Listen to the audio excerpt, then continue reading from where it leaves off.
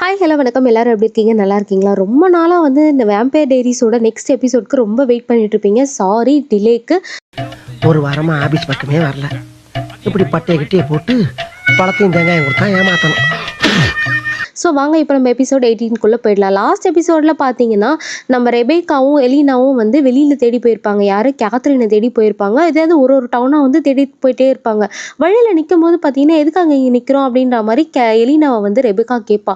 இது எனக்கு ரொம்ப பசிக்குது அப்படின்ற மாதிரி இவன் சொல்லவும், அதெல்லாம் முடியாது, இந்த வேலையெல்லாம் வச்சுக்காதவா, நம்ம நெக்ஸ்ட் டவுனில் போய் கேத்ரினை தேடணும் அப்படின்ற மாதிரி ரெபேக்கா சொல்கிறேன். நான் தான் சொல்கிறேன்ல ஒரு நிமிஷம் தான் அப்படின்னு சொல்லிட்டு ரேண்டமாக ஒரு கேர்ள் கிட்ட போயிட்டு ரத்தம் குடிக்கலாம் அப்படின்ற மாதிரி கிட்ட போவா. ஆனால் அந்த பொண்ணு பார்த்தீங்கன்னா சடனாக இவளை பார்த்து ரியாக்ட் பண்ணுறா. கேத்ரின் என்ன பண்ணுறா அப்படின்னு நினச்சிட்டு, அதாவது எலினாவை அந்த பொண்ணு கேத்ரின் நினச்சிட்டு பேசிட்டு இருப்பா. ஸோ இப்போ இவளுக்கு தெரிஞ்சிச்சு கேத்ரின் இங்கே எங்கேயோ தான் இருக்கா அப்படின்னு சொல்லிட்டு இப்போ ரெண்டு பேருமே பேச்சு கொடுக்குறாங்க. இந்த மாதிரி வந்து என்னை எப்படி தெரியும், அதாவது கேத்ரின் நினச்சிட்டு அவள் பேசுகிறாள், எனக்கு எப்படி தெரியும், என்னோட ஃப்ரெண்ட்ஸ் யாருன்னு தெரியுமா, நான் எங்கே இருக்கேன், எங்கே ஒர்க் பண்ணிட்டு இருக்கேன், ஏதாவது தெரியுமா அப்படின்ற மாதிரி எல்லா கொஷின்ஸும் அந்த பொண்ணுகிட்ட கேட்குறாங்க. பட் ஆனால் அந்த பொண்ணுக்கு எதுவுமே தெரியல. எதுவுமே வந்து எனக்கு தெரியலன்னே அந்த பொண்ணு பதில் சொல்லிட்டு இருக்கா. ஸோ ரெபேக்காக்கு புரிஞ்சிருச்சு, அவள் வந்து ரொம்ப கிளவராக வந்து எல்லா இன்ஃபர்மேஷனையும் கம்பல் பண்ணி வந்து மறக்க வச்சிருக்கா. ஸோ வந்து கேத்ரினை தவிர, கேத்ரினுக்கு இவளுக்கு தெரியும்ன்றதை தவிர வேற எதுவுமே அவளுக்கு தெரியல அப்படின்ற மாதிரி சொல்றா. இப்போ அப்படியே நமக்கு டேமனையும் ஸ்டெஃபனையும் தான் காமிக்கிறாங்க. இவங்க ரெண்டு பேரும் அவங்க ரெண்டு பேரும் தேடி போயிருக்காங்க இல்லையா. ஸோ ஒரு வேளையே அவங்க ரெண்டு பேரும் பேசி சண்டை போட்டு ரெண்டு பேருமே வந்து ஒரு முடிவுக்கு வராங்க. என்னன்னா கண்டிப்பா வந்து எலினாக்கு வந்து கியூரை வந்து கண்டுபிடிச்சே ஆகணும். இதே ஸ்டேஜ்ல அவளை விடவும் முடியாது, நான் அதுவும் குறிப்பா நான் நம்பவே மாட்டான் அவளை அப்படின்ற மாதிரி டேமன் சொல்லிட்டு இருக்கான். கிளாஸை தான் காமிக்கிறாங்க. கிளாஸ்க்கு வந்து பாத்தீங்கன்னா லாஸ்ட் எபிசோட்ல என்ன ஆயிருக்கும், ஷேன் உருவத்துல சைலஸ் வந்து பாத்தீங்கன்னா அந்த ஒயிட் ஆக்ஸ் ஸ்டேக்கை வச்சு குத்திருப்பான் இல்லையா. ஸோ இது வந்து இன்னமும் அவன் உடம்புக்குள்ள இருக்கு போல இருக்கு. அவன் கண்டிப்பா ரொம்ப வலியா துடிச்சிட்டு இருக்கான். அதை வந்து தாங்க முடியல. இப்ப கெரோலின் வந்து பாக்குறான், என்னாச்சு அப்படின்ற மாதிரி கேட்கவும் வந்து இந்த மாதிரி சைலஸ் தான் இப்படி பண்ணிட்டான், அந்த ஸ்டேக்கால வச்சு என்ன குத்திட்டான், அதோட பீஸ் வந்து இன்னும் என் உடம்புக்குள்ள இருக்கு, நான் கொஞ்சம் கொஞ்சமா செத்துட்டு இருக்கேன் அப்படின்ற மாதிரி சொல்லிட்டு இருக்கான். கெரோலின் ரொம்ப பாசமா வந்து கிட்ட வந்து, நீ இந்த மாதிரி சாகிறத தான் நான் பார்க்கணும்னு விரும்புறேன் அப்படின்ற மாதிரி சொல்லவும், இவன் அப்படியே பிடிச்சி தள்ளி விட்டு, நீ கண்டிப்பா கெரோலினே கிடையாது, நீ சைலஸ் தான் அப்படின்ற மாதிரி வந்து இந்த இடத்துல வந்து கிளாஸ் கண்டுபிடிச்சிட்டான். ஆமா, நான் வந்து நேத்து ஷேன் மாதிரி வந்தேன், இன்னைக்கு கெரோலின் மாதிரி வந்திருக்கேன், நாளைக்கு யார மாதிரி வருவேன்னு தெரியாது அப்படின்ற மாதிரி இந்த சைலஸ் வேற வேற உருவத்துல வந்துட்டு இருக்கான். ஒழுங்கா எனக்கு கியூரை கண்டுபிடிச்சிட்டு இருந்து கொடு, இல்லைன்னா உனக்கு இதே நிலைமை தான் அப்படின்ற மாதிரி மிரட்டிட்டு அந்த இடத்துல இருந்து சைலஸ் காணாம போயிடும். இப்ப வந்து நம்ம எலினாவும் ரெபேக்காவும் வந்து இவங்க தேடிட்டு இருக்காங்களே கேத்ரினை, ஒரு இடத்துல வந்துட்டு போய் கேட்குறாங்க, இந்த மாதிரி மெயில் ஏதாவது இருந்துச்சா எனக்கு அப்படின்ற மாதிரி. 2 மினிட்ஸ் முன்னாடி தானே நீங்க இங்க வந்தீங்க, உங்க ஹேர் எப்படி மாறுச்சு அப்படின்ற மாதிரி அவன் கரெக்டா கேட்குறான். என்னது நான் 2 மினிட்ஸ் முன்னாடி வந்தேனா, ஒன்றும் இல்லை நான் ஹேர் கட் பண்ணிட்டேன் அப்படின்ற மாதிரி இவ்வளோ எது சமாளிக்க. ஸோ கண்டிப்பா வந்து இந்த இடத்துல தான் அவன் இருக்கா அப்படின்ற மாதிரி யாரோ ஒரு பொண்ணை பார்த்ததும் கேத்ரின் மாதிரி இருக்குன்ட்டு எலினா ஒளிஞ்சிருந்து பார்த்துட்டு இருப்பா. ஆக்சுவலா அவள் கேத்ரினாவே கிடையாது, வேற யாரோ போல. ஆனா இந்த இடத்துல கரெக்டா கேத்ரின் பின்னாடி வந்து எலினாவை பயங்கரமா அட்டாக் பண்ணிடுவா. என்ன பரவாயில்லையே, என்னை கண்டுபிடிச்சியே, இந்த இடத்துல செத்து போடி அப்படின்ற மாதிரி கரெக்டா அட்டாக் பண்ணும்போது ரெபேக்கா அந்த இடத்துல வந்து கேத்ரினை தள்ளி விட்டு எலினாவை காப்பாற்றுவா. இப்போ 3 பேரும் உள்ள உட்காந்து பேசிட்டு இருக்காங்க. உனக்கு எதுக்காக கியூர் வேணும் அப்படின்ற மாதிரி கேத்ரினை கேட்டுட்டு இருக்காங்க. எனக்கு எதுக்காக கியூர் வேணுமா, நான் 500 வருஷமா உங்க அண்ணனால கஷ்டப்பட்டுட்டு இருக்கேன், ஒளிஞ்சு ஒரு வாழ்க்கையை வாழ்ந்துட்டு இருக்கேன். இந்த கியூரை எடுத்துட்டு போயிட்டு உங்க அண்ணன் கிட்ட கொடுத்துட்டேன் அப்படின்னா என்னோட ரிலீஸை வந்து நான் கேட்பேன், அதாவது இதுக்கப்புறம் நான் ஃப்ரீடமா வாழணும் அப்படின்ற மாதிரி சொல்லிட்டு அப்படியே ரெபேக்கா என்ன பண்றான்னா டக்குன்னு கேத்ரினோட போனை எடுத்து பார்த்துடுறாங்க. எலினா வந்து பார்த்துட்டு இருக்கா. அதுல வந்து எம்ங்கிறவங்கள மீட் பண்ணணும் அப்படின்ற மாதிரி அதுல வந்து அவ சேவ் பண்ணி வச்சிருக்கா. யார் எம், நானா அப்படின்ற மாதிரி எலினா கேட்கிறா. ஸோ இந்த இடத்துல எப்படி இந்த சீனை கட் பண்ணிட்டு மறுபடியும் கிளாஸை தான் காமிச்சிட்டு இருக்காங்க. கிளாஸ் பயங்கரமா துடிச்சிட்டு இருக்கான். உள்ள வந்து கெரோலின் வரா. இப்போ வந்து மறுபடியுமே கிளாஸ்க்கு வந்து ஒரு டவுட் வருது, ஒருவேளை இது கெரோலினா சைலஸா அப்படின்ற மாதிரி. கெரோலின் வந்து பேசி கொடுத்துட்டே இருக்கா, உனக்கு என்னாச்சு, ஏன் அப்படி பண்ணிட்டு இருக்க அப்படின்ற மாதிரி. நீ உண்மையிலே கெரோலின் தானா, ப்ரூவ் பண்ண அப்படின்ற மாதிரி சொல்லவும், உங்ககிட்ட போய் பேச வந்த பாத்தியா என் புத்திய அப்படின்னு சொல்லிட்டு அங்கிருந்து கோச்சிட்டு கிளம்புறா. ஸோ இதுலயே புரிஞ்சிருது நிஜமாவே நம்மளோட கெரோலின் தான் அப்படின்ற மாதிரி. மறுபடியும் வந்து கிளாஸ் சொல்றா, இந்த மாதிரி வந்து சைலஸ் என்ன அந்த ஒயிட் ஆக்ஸ் ஸ்டேக்கால வந்து என்ன குத்திட்டான் அப்படின்ற மாதிரி. அது மட்டும் இல்ல, அந்த ஸ்டேக்கோட பார்ட் எனக்கு உள்ள இருக்கு, அதனாலதான் ஹெல்ப்புக்கு உன்னை கால் பண்ணேன் அப்படின்ற மாதிரி வந்து கிளாஸ் சொல்றான். என்னது, என்ன கூப்பிடுறிய ஹெல்ப்புக்கு, நீ என்ன பண்ணி வச்சிருக்க, டைலரை இந்த டவுனை விட்டே துரத்திட்ட, அவங்க அம்மாவை கொன்னுட்ட, ஆனா நீ என்ன ஹெல்ப்புக்கு கூப்பிடுறியா அப்படின்ற மாதிரி கேட்கவும், நல்லா ஒண்ணு புரிஞ்சுக்கோ, நான் செத்துட்டேன் அப்படின்னா டைலர் நீ எல்லாருமே செத்துருவீங்க, உனக்கு வேற வழியே இல்லை, எனக்கு ஹெல்ப் பண்ணி தான் ஆகணும் அப்படின்ற மாதிரி சொல்லுவோம். சரி சொல்லு, இப்போ நான் என்ன பண்ணட்டும் அப்படின்ற மாதிரி கேட்குறா. ஸோ வந்து இப்போ வந்து நம்ம டைலர் வந்து சொல்றான், இப்போ எனக்குள்ள இருக்க அந்த ஸ்டேக்கை வந்து கட் பண்ணி எடு அப்படின்ற மாதிரி சொல்றான். சொல்றான். அப்படியே இன்னொரு பக்கம் டேமன் ஸ்டெஃபனோ வந்து இவங்க 2 பேரையும் தேடிட்டு இருக்க. இப்ப வந்து நம்ம ரெபேக்காவும் எலினாவும் என்ன பண்றாங்கன்னா, அப்படியே கேத்ரினோட ட்ரெஸ்ஸிங் மாதிரி, ஹேர் ஸ்டைல் மாதிரி எல்லாத்தையும் வந்து நம்ம எலினா வந்து மாத்திக்கிறா. இந்த அடிச்சு புடுங்குறதுன்னு சொல்லுவாங்கல்ல, அந்த மாதிரி கேத்ரின் கிட்ட இருந்து இந்த பிரேஸ்லெட், ஷூஸ், ஜாக்கெட்டுன்னு எல்லாத்தையும் அடிச்சு பிடுங்கி நம்ம எலினா என்ன பண்றான்னா, எல்லாத்தையும் அதே மாதிரி போட்டுட்டு அவ வந்து போன்ல வந்துட்டு எம்ங்கிறவங்கள மீட் பண்ணணும் அப்படின்ற மாதிரி போட்டு இந்த இடத்துல போயிட்டு இந்த எம் யாரு அதை பத்தி தெரிஞ்சுக்கணும் அப்படின்ற மாதிரி அங்க போய் வெயிட் பண்ணிட்டு இருக்கா. இங்க உள்ள கேத்ரின் பாத்தீங்கன்னா வந்து ரெபேக்காவை பேசி வெறுப்பேத்திட்டு இருக்கா. இந்த கியூர்லாம் உனக்கு தேவையா? அந்த கியூர் வந்து நீ சாப்பிட்ட அப்படின்னா எடுத்துக்கிட்டனா, இந்த கியூரை எடுத்துக்கிட்டா உன்னோட பவர்ஸ் மட்டும் தான் போகுமே தவிர வேற எதுவுமே மாறாது உன் வாழ்க்கையில, இதெல்லாம் வேஸ்டா அப்படின்ற மாதிரி சொல்லி பேசிட்டே இருக்கும்போது பாத்தீங்கன்னா இந்த இடத்துல நம்ம டேமனும் ஸ்டெஃபனோ வந்து இவங்க 2 பேரும் கண்டுபிடிச்சிட்டு வந்துடுறாங்க. கேத்ரின் இங்க தான் இருக்கா, அப்ப எலினா எங்க போனா அப்படின்ற மாதிரி கேட்கவும் இப்ப எலினாவை காமிக்கிறாங்க. எலினா யாருக்காக வெயிட் பண்ணிட்டு இருக்கா? அந்த எம் வேற யாருமே இல்ல, எலைஜா தான். இதை பார்த்ததுமே வந்து எலினாக்கு பயங்கர ஷாக்கு. அவன் வந்து கிட்ட வந்து ரசிச்சிட்டு இருக்கான். என்ன உன் ஹேர் எல்லாம் கலர் பண்ணிட்டியா அப்படின்ற மாதிரி. அது மட்டும் இல்ல, அது எங்க இருக்கு, எடுத்துட்டு வந்துட்டியா அப்படின்ற மாதிரி கேட்கவும் என்ன கேட்கற அப்படின்ற மாதிரி இவ கேட்கறா. இல்ல கியூரை பத்தி தான் கேட்டுட்டு இருக்கேன் அப்படின்ற மாதிரி. அது ஒரு சேஃப் பிளேஸ்ல இருக்கு அப்படின்ற மாதிரி இவளோட பாடி லாங்குவேஜ்லயே புரிஞ்சுக்கிறான் எலைஜா. இது வந்து கேத்ரின் கிடையாது, எலினா தான் அப்படின்ற மாதிரி கண்டுபிடிச்சிடறான். உள்ள வந்து பாத்தீங்கன்னா எல்லாரும் பேசிட்டு இருக்காங்க இல்லையா. சோ இப்ப எலினா எங்கன்னு வந்து யாருமே சொல்லல. இன்னொரு பக்கம் வந்து நம்ம ரெபேக்கா கேட்டுட்டு இருக்கா வந்து, இது இப்ப கியூரை கண்டுபிடிச்சிட்டா எனக்கு தானே கொடுப்பீங்க அப்படின்ற மாதிரி கேட்டுட்டு இருக்கவும், இன்னொரு பக்கம் வந்து டேமன் வந்து நோட்டீஸ் பண்றான் கேத்ரின் ஒரு மாதிரி சிரிச்சிட்டு இருக்கா. சோ உனக்கு எலினா எங்க இருக்கான்னு தெரியும் அப்படிதானே அப்படின்ற மாதிரி டேமன் கேட்கவும், ஆமா நான் வேணா ஹிண்ட் தரேன் அப்படின்ற மாதிரி சொல்றான். மேபி இப்ப அவ செத்து கூட போயிருக்கலாம். ஏன்னா அவ மீட் பண்ண போறது என்னோட ஃப்ரெண்டு. எப்படினாலும் என் ஃப்ரெண்டு 10 செகண்ட்ஸ்க்குள்ள அது நான் இல்லைன்னு கண்டுபிடிச்சிருப்பான். அது வேற யாரும் இல்ல, அது ஒரு ஒரிஜினல் பிரதர் அப்படின்ற மாதிரி சொல்லவும் எல்லாருமே கண்டுபிடிச்சிடுறாங்க எலைஜா தான். எலைஜா இங்க என்ன பண்றான் அப்படின்ற மாதிரி எல்லாருக்குமே ஒரு டவுட். ஸ்டெஃபன் என்ன பண்றான்னா வந்து ரெபேக்கா கிட்ட கேட்டுட்டு இருக்கான். சோ கேத்ரின் எங்க அப்படின்ற மாதிரி எலைஜா கேட்டுட்டு இருக்கான். அப்பா இவனும் பாத்தீங்கன்னா எலினா எங்க அப்படின்ற மாதிரி கேட்கவும், எலினா இப்போதைக்கு சேஃபா தான் இருக்கா, அதே மாதிரி தான் இங்கேயும் கேத்ரினும் சேஃபா தான் இருக்கா.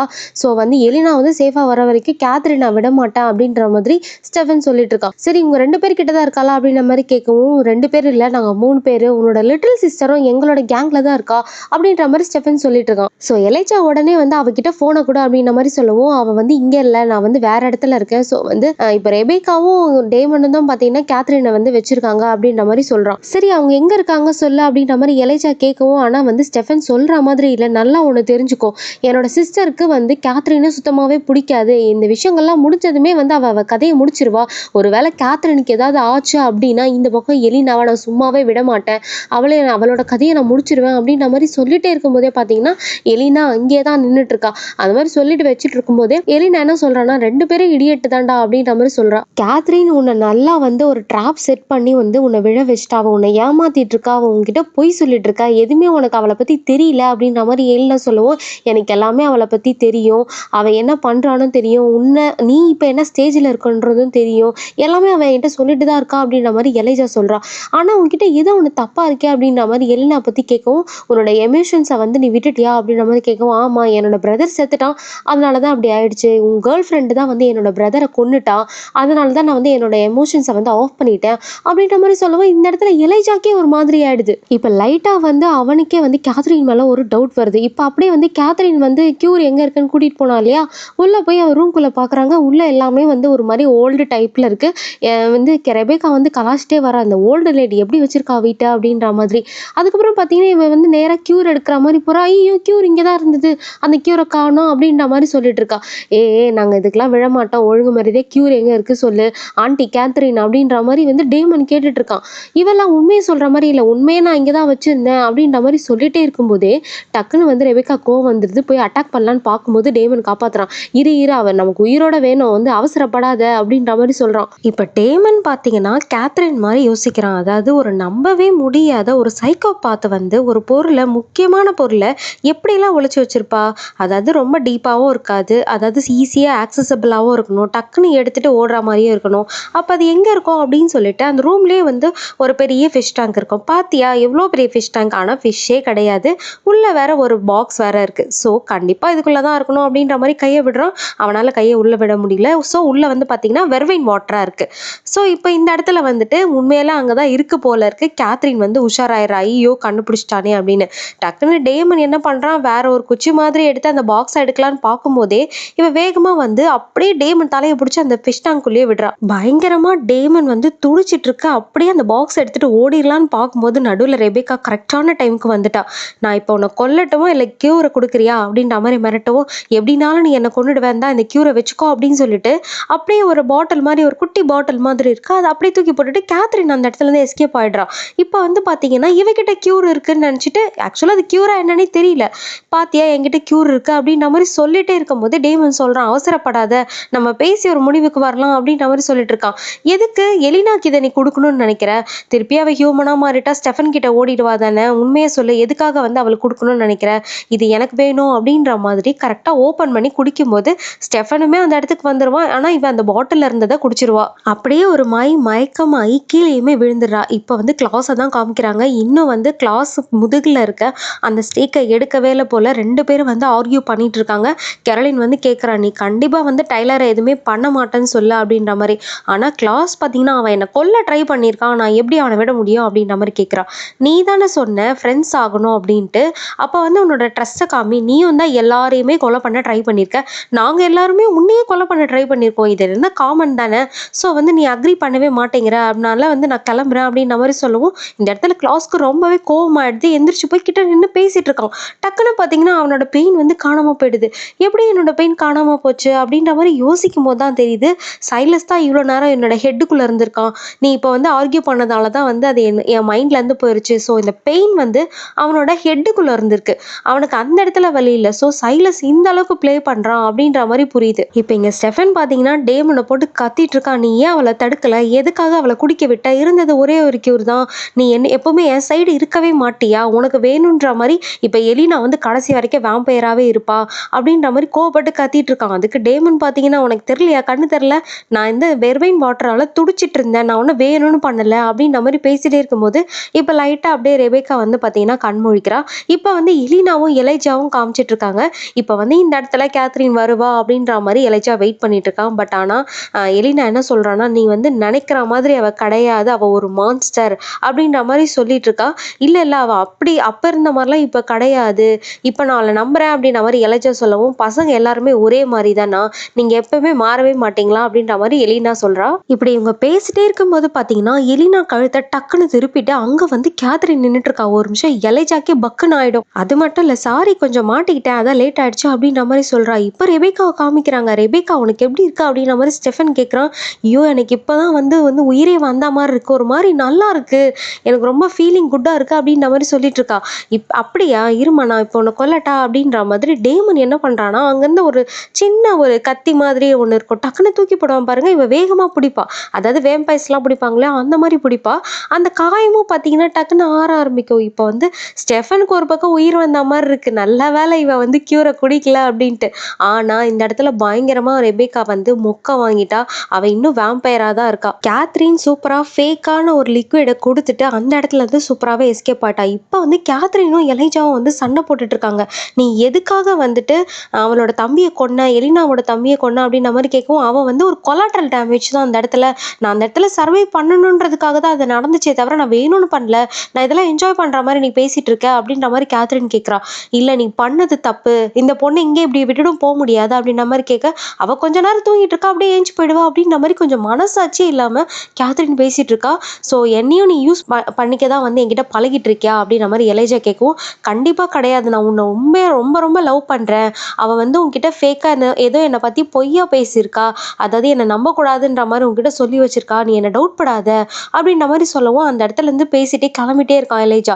கொஞ்சம் நில்லு, நீ இல்லாமல் வந்துட்டு என்னால் கிளாஸ் கிட்ட டீல் போடவே முடியாது அப்படின்ற மாதிரி சொல்லவும் இந்த இடத்துல எலைஜாக்கு கன்ஃபார்மே ஆயிடுது, இவன் வந்து நம்மளை பியூரா லவ் பண்ணல, ஒரு விஷயத்துக்காக தான் நம்மளை வச்சிருக்கா அப்படின்ற மாதிரி அவன் அங்கேருந்து பேசாமல் போயிடுறான். ஒரு நைட்டில் கேத்ரின் என்ன பண்ணுறா அப்படின்னா, ஸ்டார்டிங்கில் ஒரு பொண்ணை காமிச்சிருப்பாங்க இல்லையா, கேத்ரினுக்கு தெரிஞ்ச பொண்ணு மாதிரி, அவங்க வீட்டில் போயிட்டு என்னோட சீக்ரெட்டை கூட அப்படின்ற மாதிரி கேட்குறான். அந்த பொண்ணுக்கிட்ட தான் ஆக்சுவலாக ஒரிஜினல் கியூர் இருக்கு போல, அந்த பொண்ணுக்கிட்டேருந்து வாங்கிட்டு வந்து நேராக எலைஜா கிட்டே அதை கொடுக்குறான்.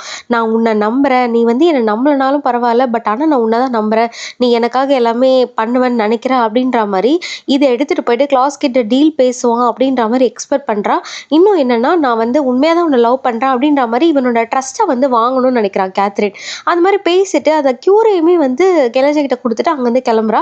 இந்த இடத்துல ரெபேக்கா வெயிட் பண்ணிட்டுருவா. நீயும் கேத்ரினுமா, நீ கொஞ்சம் புத்திசாலின்னு நினச்சேனே அப்படின்ற மாதிரி, நான் ஒன்றும் புத்திசாலிலாம் இல்லையா அப்படின்ற மாதிரி எலிஜா சொல்றான். இப்ப ரெபேக்கா எலிஜா கிட்ட கன்வின்ஸ் பண்றா, எனக்கு அந்த கியூர் வேணும், கண்டிப்பா வந்து இது மாதிரி என்னால வாழ முடியாது, நான் மனுஷனா வாழணும்னு ஆசைப்படுறேன், நம்ம 20 லைஃப் டைம்ஸ் கிட்ட வாழ்ந்துட்டோம், இதுக்கப்புறம் நான் மனுஷனாவே வாழ்ந்து இந்த லைஃப் அப்படியே என் பண்ணணும்னு நினைக்கிறேன் அப்படின்ற மாதிரி சொல்லவும் ரொம்ப கெஞ்சி கேட்கிறா.